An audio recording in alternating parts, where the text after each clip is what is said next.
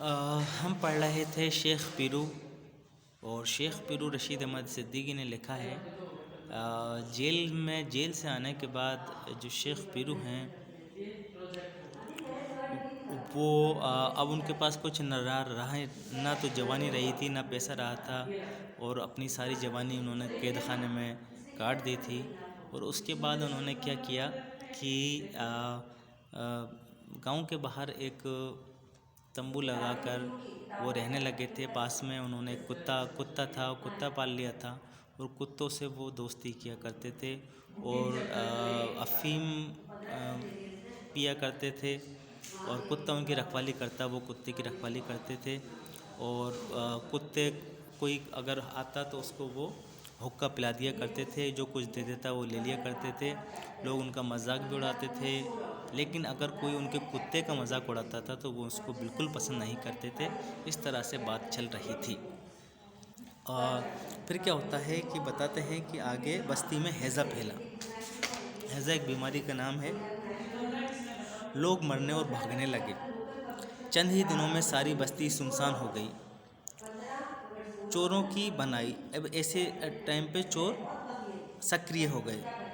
लोग बीमारी और चोरी की भंवर में तबाह होने लगे थे। पीरू और उनके कुत्ते ने दिन की बजाय रात का चक्कर लगाना शुरू कर दिया कि किस तरह से लोगों को निजात मिल सके।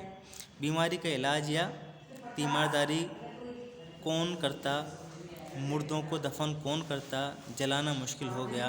पीरू और उनका कुत्ता हैज़े जो फैल चुकी थी उस बीमारी में जनाजे या अर्थी के साथ देखे जाते, कहीं जनाजा के कांधा पर, कहीं मुर्दा जलाने की लकड़ियों पर। चोर और पीरू दोनों रात भर बस्ती का गश्त लगाते रहते थे। एक दिन बारिश हो रही थी, रात का वक्त था। आगे पीछे कुछ कुछ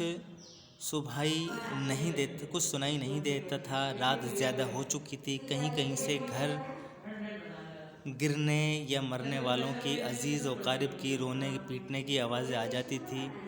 पीरू हस्बे मामूल कुत्ते समेत गश्त लगा रहे थे कि एक हाथ में बांस का बड़ा मोटा डंडा, दूसरे में हुक्का।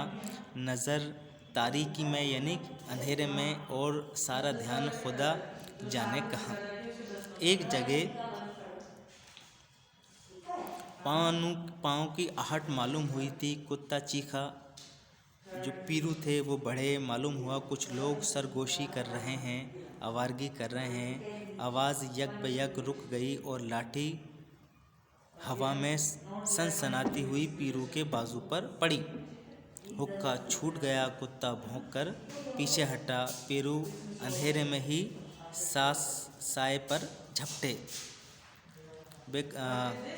पुकार कर, गाली देकर पीछे से आवाज़ आई, हुक्के वाला बदमाश है, जाने न पाए।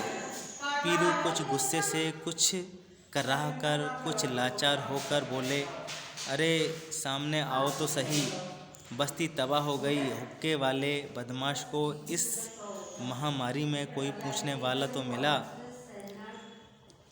बादलों से चांद निकला। चांदनी फैल गई और उल्टी मोटी रोल होती गई, और गली में गंदा गदला पानी बह रहा था। पीरू का मुकाबला 3 आदमी से था। हर एक के पास लाठी और कुल्हाड़ी थी।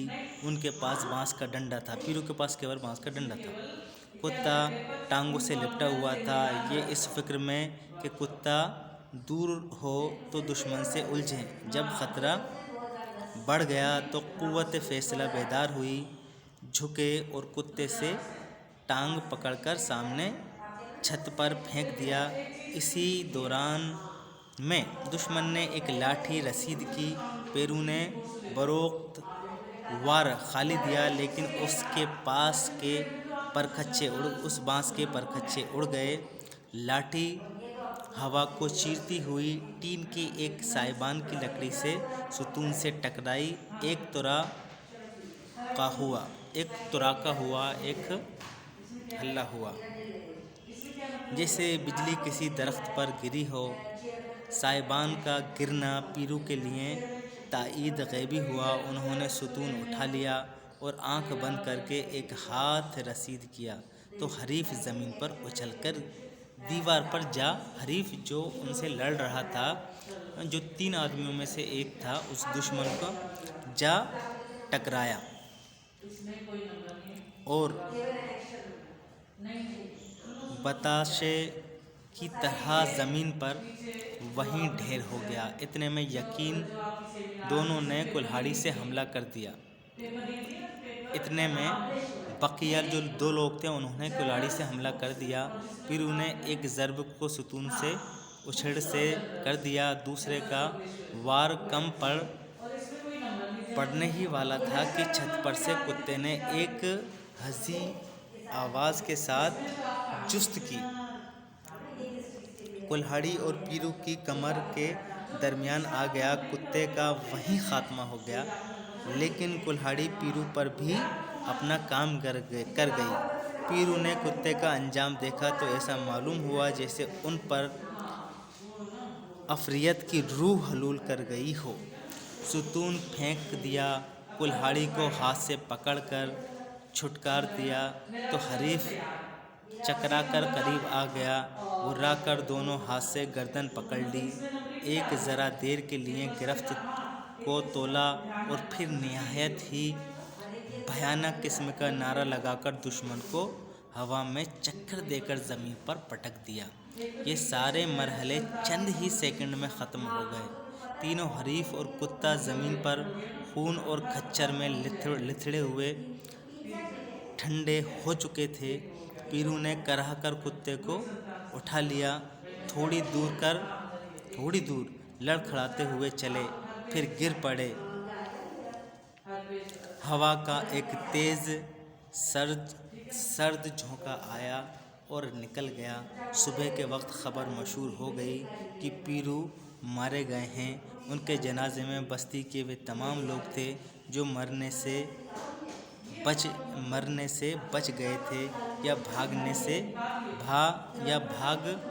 गए थे। पीरू को सुपुर्द खाक कर यानी कि पीरू को दफन कर लोग बराह रास्त अपने घरों को वापस आए, क्योंकि अवाम का अकीदा था कि बस्ती के सबसे बड़े आदमी के मर जाने के बाद वबा का भी खात्मा हो जाता है। वबा जो फैली हुई थी हैज़े की, यानी कि बस्ती के सबसे बुज़ुर्ग आदमी पीरू ही थे। और लोग ये कहते थे कि पीरू को मारकर, यानी सबसे बड़े जो बुज़ुर्ग थे जिन्होंने बस्ती के लिए इतना कुछ किया था, यानी कि इतनी बीमारी में भी बस्ती का रात में चक्कर लगाया करते थे और गुंडों से आप अकेले ही टकरा गए थे। और लोगों ने उनको सुपुर्द खाक कर कहा कि अब वबा भी ख़त्म हो जाएगी, क्योंकि गांव का सबसे बुज़ुर्ग आदमी भी मर गया। और ये कहा जाता है कि वबा जो आती है उस वबा के खात्मे के लिए इसी बड़े बुज़ुर्ग का, जो उस बस्ती के सबसे बुज़ुर्ग इंसान हो, उसका मर जाने पर वो वबा ख़त्म हो जाती है। यानी कि पीरू ने अपने प्राणों की बलि दे दी, अपनी आहुति दे दी और गांव को बचा लिया। क्योंकि जो चोर, जो उचक्के लोग थे, वो इस ताक में रहते थे कि वो किस तरह से उस वबा में भी चोरी करें, डकैती डालें। और जिसको पीरू को वो लोग जिन्होंने गांव से बेदखल कर दिया था, वो अपने कुत्ते के साथ वहाँ पर रहा करते थे। इस तरह से उन्होंने और कुत्ते ने अपनी ज़िंदगी ख़त्म कर दी। तो इससे हमें ये सबक मिलता है कि पहले के ज़माने में भी कुछ इस तरह से होता था कि अच्छे लोगों की जो सादगी थी, उनका जो अच्छापन था, उसको लोग किस तरह से बेवकूफ़ समझते थे। सादे लोगों को, अच्छे लोगों को, बुज़ुर्ग लोगों को भी आज की तरह इतनी इज़्ज़त और इतनी अफजाई नहीं मिलती थी।